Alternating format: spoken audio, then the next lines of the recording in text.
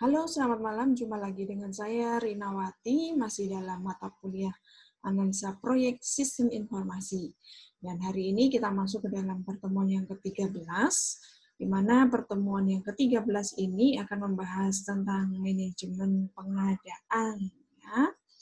Oke, kita akan coba lihat. Yang pertama, apakah itu yang dimaksud dengan pengadaan?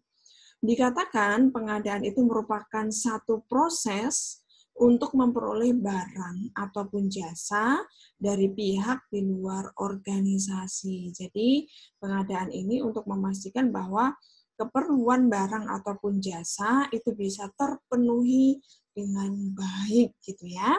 Nah, kemudian apakah yang dimaksud dengan manajemen pengadaan? Yaitu merupakan proses-proses yang dilakukan untuk mendapatkan barang dan atau jasa yang dibutuhkan sebuah proyek dari luar organisasi yang didukungnya gitu ya. Jadi dengan manajemen ini kita mengatur bagaimana agar pengadaan tersebut bisa berjalan dengan baik dan juga dengan lancar. Ya. Nah, kemudian di dalam manajemen pengadaan itu sendiri akan melalui beberapa tahapan yang ada ya. Nah, tahap yang pertama yaitu adalah tahap perencanaan pembelanjaan dan juga pengadaan. Nah, tahap perencanaan ini merupakan satu proses untuk menentukan apa yang dibutuhkan ya, apa yang pertama. Kemudian yang kedua adalah kapan ya, dan bagaimana proses pengadaannya gitu ya. Jadi dalam perencanaan ini kita menentukan apa, kapan, kemudian bagaimana prosesnya gitu ya. Jadi di sini di dalam perencanaan ini kita harus menetapkan ya apa saja yang harus kita ambil dari luar ya. Kemudian kalaupun memang harus mengambil, kita akan membuat kontrak. Nah, kemudian tipe kontrak apa yang akan kita terapkan. Nah, itu dia yang harus kita tetapkan di dalam tahap perencanaan. Kemudian tahap yang kedua yaitu adalah tahap perencanaan kontrak kerjasama ya. Nah, di dalam tahap perencanaan kontrak kerjasama ini merupakan satu proses yang menggambarkan kebutuhan produk ataupun servis yang diperlukan ya. Nah, ini bisa kita gambarkan di dalam request for proposal, kemudian kriteria evaluasi dan juga statement of work ya. Jadi di sini akan membahas bagaimana nanti kontraknya gitu ya. Kontrak kerjasama harus jelas sehingga ada aturan yang jelas di antara semua pihak yang terlibat di dalamnya. Jadi semuanya itu akan tahu apa yang menjadi tugasnya, apa yang menjadi kewajibannya, kemudian apa saja yang menjadi klausa-klausanya, punishment-nya, dan sebagainya. Itu semua harus dijelaskan di dalam perencanaan kontrak kerjasama gitu ya. Nah, kemudian tahap yang selanjutnya yaitu adalah tahap permintaan respon dari distributor ya. Nah, di sini lebih tepatnya kita sebut sebagai calon distributor karena di dalam tahap ini belum menjadi distributornya gitu ya. Jadi kita akan melakukan seleksi untuk menentukan distributor yang paling tepat di dalam pengadaan tersebut gitu. Nah, di sini di dalam tahap permintaan respon dari distributor ini kita akan menggali tentang informasi, juga tanggapan, penawaran, dan juga proposal dari calon distributor tersebut gitu ya. Nanti kita akan seleksi untuk menentukan yang terbaik. Kemudian tahap selanjutnya setelah kita memperoleh respon, maka kita akan memilih distributornya gitu. Jadi dalam pemilihan distributor ini kita akan mencari manakah distributor yang paling potensial, paling tepat, paling cocok gitu ya untuk menjadi supplier yang potensial. Nah, itu adalah tahap pemilihan distributor. Kemudian setelah ditetapkan distributornya, maka tahap yang harus dilakukan yaitu adalah membuat kontrak kerjasama. Nah, kontrak kerjasama ini harus kita susun secara administrasinya, gitu ya. Kita buat pernyataan kerjasama, kita buat kontraknya, buat surat-surat yang memang berhubungan di dalamnya, gitu ya. Kemudian dilakukan pengesahan dengan cara ya kedua belah pihak menyetujui, seperti itu ya, dengan dibubuhkan tanda tangan di atas materai dan sebagainya. Nah, jadi ada perjanjian kerja yang jelas di dalam administrasi kontrak kerjasama ini. Kemudian yang terakhir, setelah proses proyek tersebut berjalan sampai selesai, maka tahap terakhir adalah penutupan kontrak. Di sini berarti apa? Berarti adalah bahwa kedua belah pihak telah menyelesaikan baik itu tugas dan juga kewajiban dari masing-masing pihak tersebut, gitu ya. Jadi boleh dilakukan penutupan kontrak yang berarti semuanya sudah selesai, gitu ya.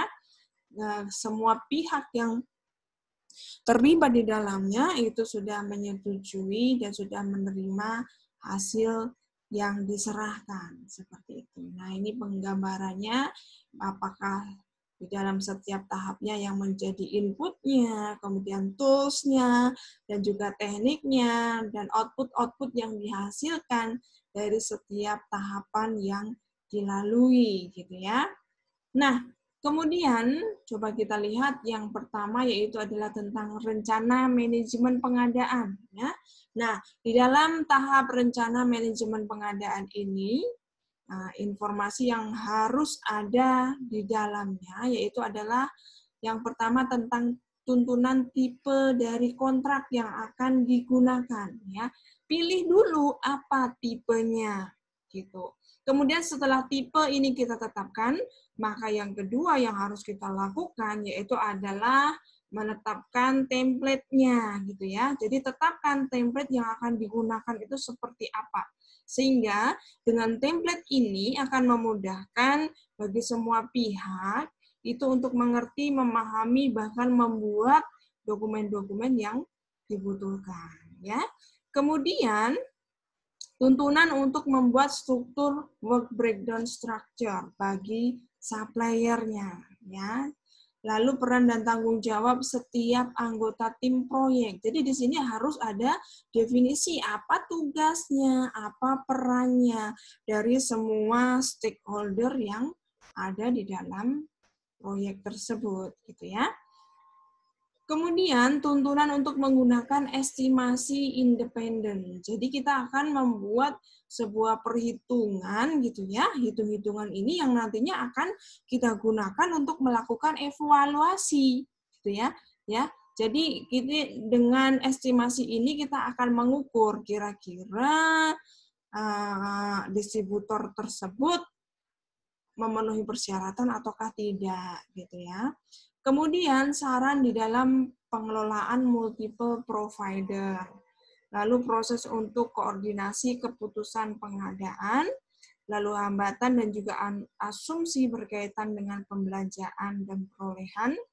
Kemudian kapan penetapan untuk bisa melakukan pembelanjaan. Jadi kapan kita bisa belanja, waktu paling tepat, cepatnya gitu ya. Nah, kemudian strategi dikatakan nih, strategi menghambat risiko dalam pembelanjaan gitu ya. Jadi tidak menutup kemungkinan bahwa di dalam pengadaan gitu ya, salah satunya yang akan kita lakukan dengan cara membeli gitu ya. Nah, membeli ini yang merupakan satu proses pembelanjaan. Nah, di dalam pembelanjaan ini terkadang banyak sekali masalah-masalah yang mungkin timbul di dalamnya gitu ya. Nah, terkadang permasalahan inilah yang akan menyebabkan dampak yang tidak kita inginkan gitu. Nah, di sini kita perlu menyusun sebuah strategi untuk bisa menekan adanya risiko yang mungkin timbul di dalam pembelanjaan tersebut ya. Nah, kalau bisa ya kita hindari risiko tersebut, tetapi kalau tidak bisa ya kita lakukan tindakan pencegahan ataupun kita siapkan tindakan-tindakan untuk menanganinya, menanggulanginya, gitu ya. Kemudian yang kedua, tuntunan untuk mengidentifikasi pre-qualified supplier. Jadi kita di sini akan menetapkan identifikasi yang bisa kita lakukan untuk penilaian terhadap supplier. Jadi kita akan tetapkan poin-poinnya sehingga di dalam pemilihan supplier itu benar-benar tepat sasaran, ya. Jadi jangan sampai salah di dalam penetapan supplier. Karena apa? Karena supplier ini merupakan satu bagian yang sangat penting di dalam proyek, ya. Berhasil tidaknya sebuah proyek itu juga tergantung dari suppliernya, ya. Kalau suppliernya itu tidak baik, maka akan menimbulkan banyak permasalahan, bahkan bisa menyebabkan proyek yang sedang kita kerjakan itu mengalami kegagalan, ya. Jadi hati-hati di dalam menetapkan supplier. Kemudian parameter pengadaan untuk menilai penjual dan mengelola kontrak. Jadi di sini kita harus menetapkan satu standar yang nantinya akan kita gunakan untuk melakukan pengukuran, ya. Jadi pengukuran ini kita gunakan untuk melakukan penilaian, ya. Jadi penilaian ini merupakan satu hasil yang nantinya akan kita gunakan sebagai dasar, ya, sebagai evaluasi dan nantinya untuk bisa menetapkan kebijakan-kebijakan yang lebih lanjut, gitu ya. Nah, kemudian alat dan teknik di dalam perencanaan belanja dan pengadaan itu ada beberapa macam, gitu ya, yang bisa kita gunakan. Nah, yang pertama yaitu adalah make or buy analysis. Jadi di sini make or buy analysis ini adalah sebuah analisa yang akan membantu kita menetapkan apakah lebih menguntungkan saat kita membuat sendiri ataukah membeli, gitu ya, menyewa ataukah membeli, seperti itu ya. Kemudian yang kedua yaitu adalah expert judgment, di mana di sini kita akan menggunakan pendapat-pendapat para ahli, expert gitu ya di dalam bidangnya, sehingga kita akan menggunakan pendapat mereka itu untuk bisa kita jadikan sebagai landasan di dalam penetapan keputusan. Lalu types of contract, ya, tipe-tipe dari kontrak yang akan kita gunakan. Procurement Management Plan, lalu Contract Statement of Work. Nah, itu beberapa teknik yang bisa kita gunakan di dalam membuat perencanaan belanja. Nah, ini salah satu contohnya teknik yang bisa kita gunakan yaitu adalah make or buy analysis.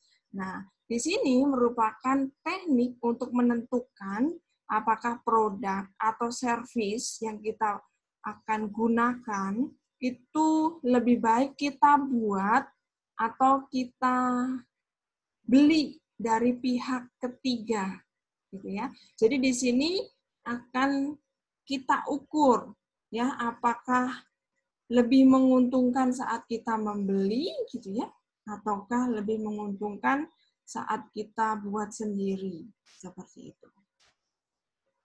Nah, ini contohnya. Contohnya misalkan perusahaan dapat menyewa sebuah benda dengan harga sewa $150 per hari. Sedangkan kalau kita membeli benda tersebut, kita harus membayar sejumlah $1.000 dengan biaya hariannya adalah $50 per hari. Berapa kita dapat menyewa jika mengeluarkan dana sebesar biaya jika kita membeli? Kemudian jika barang yang dimaksud hanya untuk 12 hari, ya, jadi kita butuh barang tersebut selama 12 hari, nih pertanyaannya, apakah memang perlu kita membeli ataukah cukup kita menyewanya? Gitu. Jadi analisis ini yang kita buat. Nah, di sini kita akan menghitung nih untung ruginya. Gitu. Jadi yang pertama, misalkan jumlah hari itu adalah D, gitu ya. Jadi kalau kita menyewa, ya, tadi dikatakan 150 dolar per hari, maka dengan uang 1.000 ditambah biayanya per hari itu adalah 50 dolar, maka di sini kita akan memperoleh bahwa 1.000 dolar itu bisa kita gunakan kalau untuk menyewa itu sebanyak 10 hari. Ya. Jadi dengan menyewa 10 hari itu kita telah bisa membeli barang tersebut. Kemudian kalau kita perlukan 12 hari, maka bagaimana? Tadi kan kalau beli hanya 10 hari, kalau kita perlukan 12 hari, kalau kita menyewa berarti kita akan rugi 2 harinya, gitu ya. 2 hari kali 150 dolar, maka kita akan kelebihan biaya sebanyak 300 dolar. Maka di sini kesimpulannya lebih ekonomis jika barang tersebut kita beli seperti itu. Jadi di sini rekomendasinya adalah lebih baik kita membeli barang tersebut karena akan lebih murah dan efisien, gitu ya. Nah, kemudian membeli ini, keputusan untuk membeli ini itu pun juga bisa kita artikan seperti kita menyerahkan gitu ya, menyerahkan sebuah pekerjaan yang bisa dikerjakan oleh pihak lain. Nah, ini contohnya adalah dengan sebuah sistem yang saat ini sudah banyak diterapkan ya. Nah, sistem tersebut adalah yang disebut dengan outsource gitu ya. Jadi outsource ini adalah kita menyerahkan sebuah pekerjaan kepada pihak yang ketiga agar pihak tersebut itu bisa mengerjakan pekerjaan-pekerjaan tersebut gitu ya. Nah, tujuannya apa? Tujuannya yang pertama adalah mereduksi biaya. Jadi pihak outsource itu bisa memberikan biaya yang lebih hemat gitu ya. Kemudian juga organisasi bisa tetap fokus kepada bisnis utamanya ya.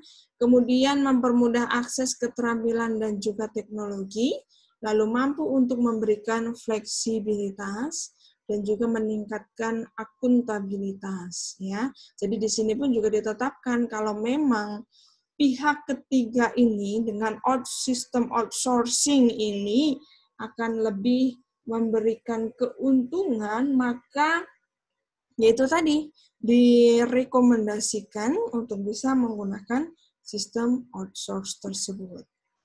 Kemudian kalau kita memutuskan untuk tadi setelah selesai perencanaan, maka kita akan menetapkan tipe dari kontrak gitu ya. Nah, di sini kita akan tetapkan tipe kontrak yang mana yang akan digunakan. Nah, di sini tentunya ya kesepakatan di antara pihak-pihak yang terlibat di dalamnya gitu ya. Yang pertama itu ada yang disebut dengan fixed price kontrak, kemudian yang kedua adalah cost reimbursable kontrak, kemudian yang ketiga adalah time and material kontrak. Nah, itu beberapa tipe dari kontrak yang bisa digunakan ya. Jadi bisa memilih manakah yang paling cocok, paling sesuai, dan yang paling tepat. Dan yang lebih penting adalah disepakati oleh pihak-pihak yang berkepentingan di dalamnya, gitu ya. Jadi intinya, kalau kita akan membandingkan, gitu ya, antara kontrak tersebut, tipe kontrak tersebut dengan risikonya gitu ya, antara penjual dan juga pembeli itu adalah berbanding terbalik gitu ya.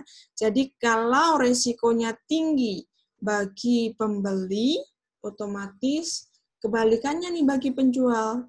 Berarti semakin rendah risikonya bagi penjual. Sebaliknya, kalau risikonya semakin tinggi bagi penjual, maka resiko tersebut bagi pembeli adalah semakin rendah, seperti itu ya. Kemudian statement of work. Nah, apa itu statement of work? Statement of work itu merupakan deskripsi pekerjaan yang dibutuhkan di dalam proses pengadaan. Nah, jadi di sini kita akan mengetahui apa saja yang nantinya akan kita kerjakan di dalam proses pengadaan tersebut, gitu ya. Lalu request for proposal, ya. Jadi request for proposal ini merupakan satu dokumen yang digunakan untuk mencari atau mendapatkan proposal dari supplier yang prospektif, gitu ya. Jadi kalau kita sudah mengetahui latar belakang dari calon supplier, gitu ya, maka kita akan meminta mereka untuk mengirimkan proposal. Ya, kita ajak kerjasama. Mereka mengirimkan proposal, kemudian nanti kita lakukan penilaian. Lalu, request for quote, dokumen yang digunakan untuk mendapatkan penawaran dari supplier yang prospektif. Jadi tadi setelah request for proposal, kemudian mereka mengirimkan proposal, lalu kita melakukan penilaian. Nah, di sini penilaian ini lolos di tahap pertama, maka kita meminta request for quote ini untuk mendapatkan penawaran harga dari mereka. Nah, dari penawaran harga tersebut nantinya kita juga akan lakukan penilaian kira-kira akan lolos ataukah tidak, seperti itu. Nah, ini adalah contoh outline dari request for proposal gitu ya. Bisa menggunakan outline ini.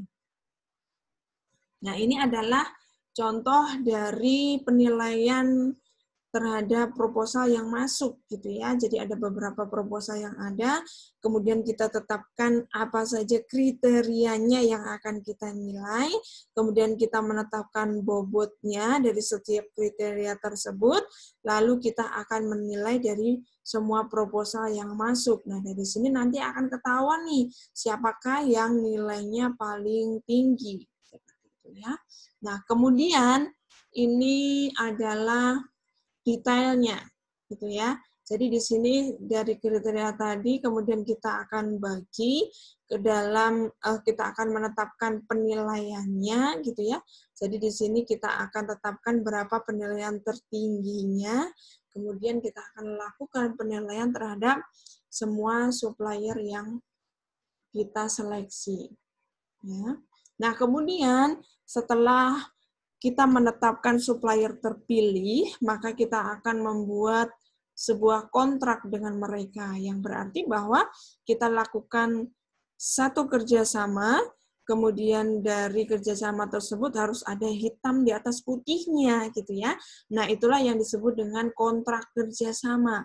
Di sini kita akan membuat administrasinya, gitu ya, bahwa dari kontrak tersebut ya akan disepakati apa yang menjadi tugas, apa yang menjadi tanggung jawab dari setiap masing-masing pihak yang berkepentingan, gitu ya. Jadi intinya di sini kita akan melegalkan, ya, kita akan memformalkan secara tertulis, secara syah di hadapan hukum, gitu ya. Nah itu yang kita buat di dalam administrasi kontrak ini. Kemudian setelah administrasi selesai, kemudian ya kontrak tersebutlah yang menjadi pegangan bagi semua pihak yang terlibat di dalam proyek tersebut. Kemudian ya setiap pihak itu melakukan tugas tanggung jawab mereka, kemudian juga memperoleh hak yang memang menjadi hak mereka gitu ya, sampai semua tugas dan tanggung jawab juga hak dari masing-masing pihak itu terpenuhi, selesai semuanya, maka tahap terakhir yaitu adalah tahap penutupan kontrak gitu ya, yang berarti bahwa ya sudah selesai, semuanya sudah bisa diterima. Nah, yang perlu kita lakukan di dalam tahap penutupan kontrak ini yaitu adalah yang pertama, kita lakukan verifikasi produk. Nih, penting nih. Jadi di dalam verifikasi produk ini kita memeriksa apakah semua pekerjaan itu sudah selesai dengan baik, benar, dan juga memuaskan. Gitu ya. Kemudian yang kedua, aktivitas administratif untuk memperbarui catatan yang ada sebagai hasil akhir. Membuat arsip sebagai informasi untuk masa yang akan datang. Ya. Kemudian lakukan audit pengadaan untuk mengidentifikasi pengetahuan bagi proses pengadaan selanjutnya. Nah, audit ini juga diperlukan untuk melihat ya apakah sesuai dengan perencanaan ataukah tidak, apakah kualitasnya sesuai dengan ketetapan ataukah tidak. Jadi intinya adalah memastikan semuanya berjalan sesuai dengan kontraknya.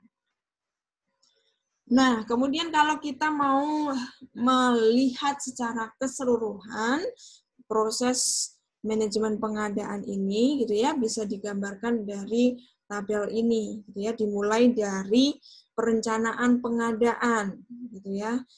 Di sini adalah satu tahap di mana kita menyadari bahwa ya diperlukan sebuah pengadaan untuk mencukupi kebutuhan yang ada gitu ya. Nah, di saat itu kita akan menganalisa nih, kita akan lakukan analisa apakah kita akan membuat ataukah kita akan membeli. Seperti tadi yang sudah kita pelajari gitu ya, untung yang mana ya. Nah, yang lebih efisien yang mana, maka itu yang akan kita pilih. Kemudian setelah tahap ini selesai, maka kita akan memasuki ke dalam tahap yang kedua, yaitu adalah kita akan melakukan kerjasama dengan pihak lain. Nah, di dalam untuk mendapatkan supplier yang terbaik gitu ya, tahap ini sangat penting gitu. Jadi di sini di dalam tahap ajakan untuk bekerja sama gitu ya, kita akan membuat request for proposal, yaitu adalah sebuah permintaan untuk mereka mengirimkan proposal kepada kita. Ya, dari proposal dari request for proposal tersebut kita akan membuat permohonan proposal gitu ya. Lalu setelah proposal mereka kirimkan, maka kita akan memilih mana yang paling tepat dengan penilaian-penilaian yang telah kita tetapkan tadi. Jadi mana sih supplier yang memang benar-benar tepat gitu ya untuk bisa menjadi supplier pilihan. Seperti itu. Kemudian setelah ditetapkan, maka kita akan masuk ke dalam kontrak administration. Nah, di sini kita akan membuat sebuah kontrak yang berarti satu perjanjian kerjasama secara legal gitu ya, secara kuat, secara hukum dan sebagainya. Kemudian kita akan laksanakan apa yang menjadi tugas, kewajiban masing-masing. Setelah selesai, baru dilakukan penutupan kontrak, gitu ya, yang berarti ya secara resmi kontraknya telah berakhir. Di antara semua pihak yang terlibat itu sudah tidak ada lagi hubungan kerjasama, ya tidak ada lagi tugas, tidak ada lagi kewajiban, semuanya sudah selesai seperti itu. Nah, ini adalah ringkasan dari proses manajemen pengadaan. Oke, demikian pertemuan 13 ya, semoga bisa membantu menambah pengetahuan kita dan semoga bisa menjadi rekomendasi di dalam penetapan dari pengadaan seperti itu ya. Oke, akhir kata terima kasih atas perhatiannya. Mohon maaf apabila ada salah-salah kata dan tetap semangat, tetap sehat selalu.